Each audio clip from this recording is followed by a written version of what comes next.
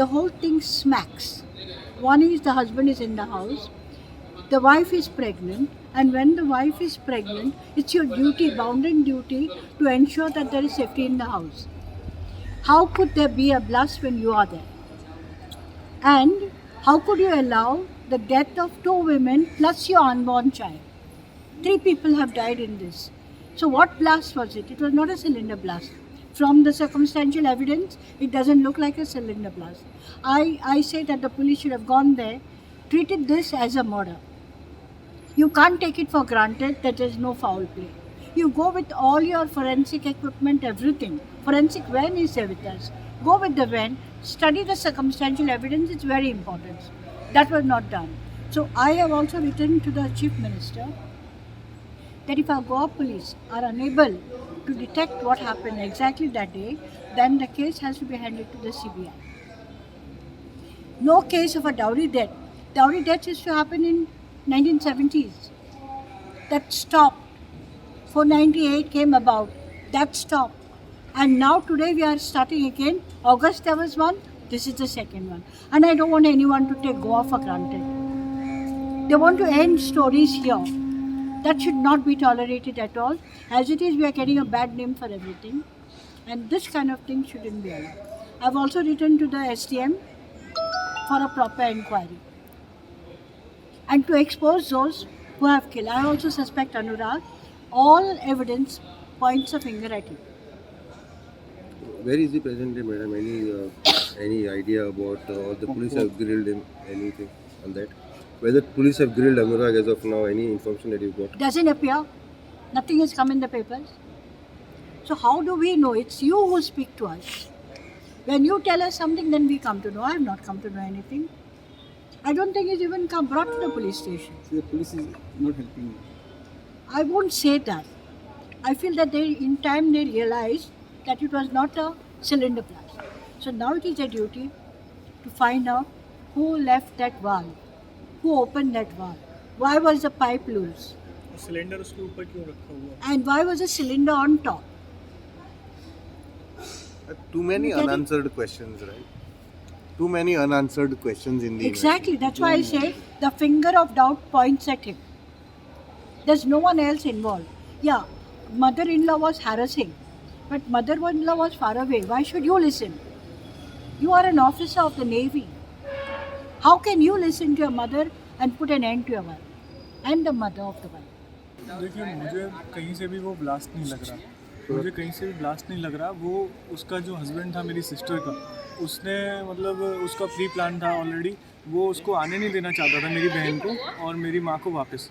कई दिन से मतलब उनके पुराने मामलों को लेके झगड़ा चल रहा था, तो उसी वजह से मेरी मदर जो है वो गोवा में आई थी अपनी मतलब मेरी बहन को लेने के लिए। तो 18 को उनका रिजर्वेशन था वापस जाने के लिए, और 18 की सुबह ही ये सब हो गया। तो ये नॉर्मल नहीं है, और पहले से भी काफ़ी टाइम से ये लोग परेशान कर रहे हैं मेरी बहन को दहेज को लेके। 12 लाख रुपए हम लोगों ने दिया था शादी में।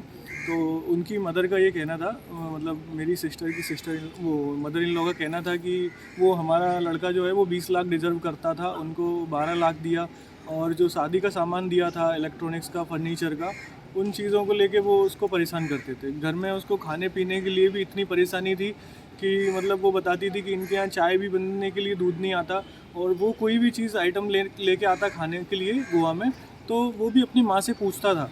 तो उसकी माँ बोलती थी कि नहीं, जो वो कहेगी वो नहीं मिलेगा खाने के लिए, जो घर में आ रहा है वही खाना पड़ेगा। ऐसे उसको बहुत परेशानी हो रही थी। वो 5 मंथ प्रेग्नेंट थी, तो इलाज भी नहीं करा रहे थे उसका। तो फिर उसने मेरी माँ को बताया, मेरी बहन ने।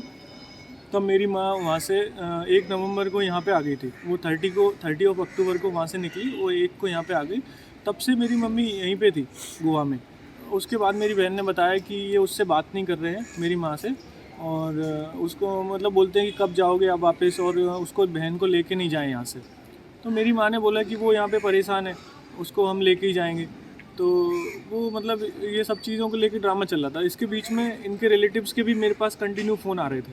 वो बोल रहे थे कि अपनी मतलब सिस्टर को बोलो कि वो अनुराग के साथ जाए, और माँ को बोलो कि वो उसको साथ में लेके नहीं जाए। तो मैंने बोला कि आप शिवानी से बात कर लो, उसको जहाँ पे रहना है वो वहाँ रह लेगी, वो बता देगी।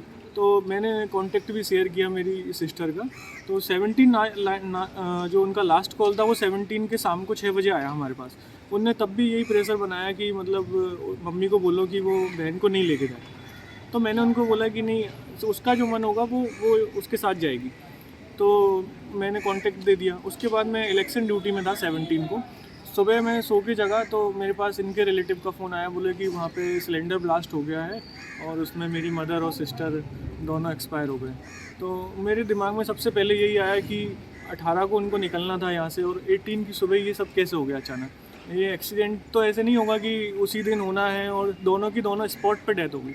दूसरा सिलेंडर ब्लास्ट बताया था, तो सिलेंडर ब्लास्ट जैसा भी वहाँ पे कुछ नहीं था। मैं 18 को ही रात को 12 बजे आ गया था वहाँ पे। तो मैं अगले दिन 19 को मैं फ़्लैट पे गया।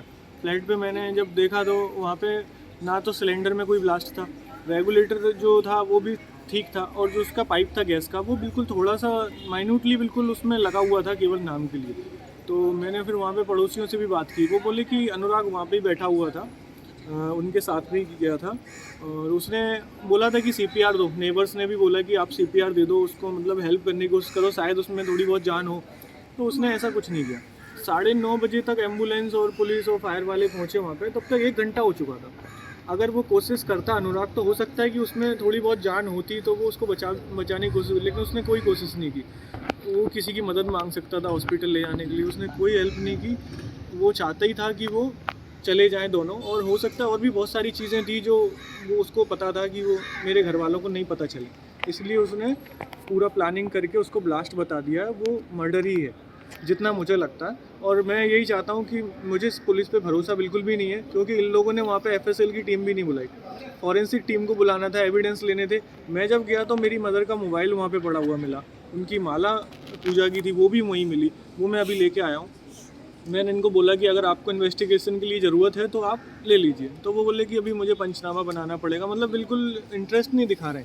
मैं चाहता हूँ कि सेंट्रल एजेंसी इसमें जांच कर ले। मेरी बहन के साथ कुछ भी हुआ, एक्सीडेंट हुआ या मर्डर हुआ, जो भी हुआ वो क्लियर हमको बता दे कि ये हुआ है, उसके बाद हमको कोई इशू नहीं। जितना मैंने समझा है मुझे वो पूरा मर्डर लग रहा है, क्योंकि कई टाइम से वो बहन को परेशान कर रहे थे। बहुत टाइम से मेरी बहन परेशान थी। मुझे फ़ोन पे उसने कई बार रो रो के बताया कि भैया ये किसी से बात करते हैं रात को जब ड्यूटी पे होते हैं। उसने बताया कि बिजी जाता है इनका नंबर, रात को 2 बजे फ़ोन करती तो ये उठाते नहीं है, उसके बाद वापस लगाते भी नहीं है फ़ोन। तो हो सकता है कोई लड़की का मामला हो या और भी बहुत सारी चीज़ें। मेरी मदर ने इसलिए मुझे नहीं बताया कि बात ज़्यादा नहीं बन जाए, इसलिए वो यहाँ पे आई हुई थी। पर सर आपने जो अभी बताया कि नेबर्स जो थे उस दिन बता रहे थे कि अनुराग घर पे ही था, हाँ तो आपको एक कंफर्म विश्वास है कि उस इंसिडेंट के टाइम पे वहीं पे थे? हाँ, मैं आपको ये बता रहा हूँ, मेरी जो इनके नेवी के CO से बात हुई थी, उनने भी बोला कि मैंने 17 को उसको रिलीव कर दिया था, छुट्टी दे दी थी हमने उसको, 18 को उसको जाना था। तो 17 के नाइट में वो घर पे ही था। उसके बाद जो इंसिडेंट हुआ तो नीचे जो लैंडलॉर्ड है उनने ये बोला कि मैं ऊपर जा रहा था और ये भी उसके साथ ही ऊपर जा रहा था फ्लैट पर। मतलब ये नीचे ही था या तो आसपास ही था, क्योंकि घटना हुई तो ये उसके साथ में ही दौड़ रहा था उसके साथ में। ये मुझे नीचे वाले लैंडलॉर्ड ने बताया कि वो उसके साथ ही दौड़ रहा था। तो अभी आपका डिमांड जो है कि एक इन्वेस्टिगेशन CBI से दे, आपको गोवा पुलिस से आपको सहायता मिल रही नहीं? मुझे गोवा पुलिस से आज तक कोई फ़ोन नहीं आया। उनने अभी जब मैं कल यहाँ पे आ गया तब मेरे पास एक लेटर वहाँ मेरे घर पे पहुँचा है, वो मुझे बुलाने के लिए, स्टेटमेंट के लिए समन पहुँचाया था इनने। उसके अलावा इनने कोई मुझसे ये नहीं पूछा कि क्या हुआ है, कैसे हुआ है आपको, मतलब कुछ भी इनने जानकारी लेने की कोशिश नहीं की कि कैसे आपको लग रहा है कि ये मर्डर है। कुछ भी उनने आज तक मुझे किसी ने कोई बातचीत नहीं की कि आप क्या कहना चाहते हैं। सर आपके डैडी ने, पिताजी ने CM को लेटर लिखा था, उसका क्या हो गया सर? उसका वो हमने बाई पोस्ट भी कर दिया था, और मतलब जो ऑनलाइन डिजिटली भी हमने उनको करवा दिया था, तो लेटर उनके पास पहुंच गया होगा CM के पास। और मेरे फादर और मैं, हम 2 लोग ही घर में रह गए, तो मैंने बता दिया था कि मैं ही आ पाऊँगा, हम 2 लोग हैं तो अब दोनों तो नहीं आ सकते। आपने आपके कंप्लेंट जो देने वाले हैं ना आज, उसमें किसको नेम किया है? Who have you named as the main accused in that matter? Accused तो जो मैंने नेम किया है वो अनुराग ही है। अनुराग और उसकी मदर जो है वो उसको डाउरी के लिए परेशान कर रही थी, बट जो मर्डर है वो उसके कहने पे, अनुराग की मदर के कहने पे अनुराग ने प्लान करके किया, क्योंकि वो अपनी माँ की सारी बातें मानता था। वो मेरी बहन ने बताया ना पहले भी कई बार कि वो फ़ोन करता था उसको खाने की चीज़ों के लिए भी, वो उसको पूछता था कि लाना है या नहीं लाना। तो ये भी सारी सजेशन जो हैं उसकी माँ ने ही उसको दिए, जितना मुझे लगता है। Or you thinking it is a foul play?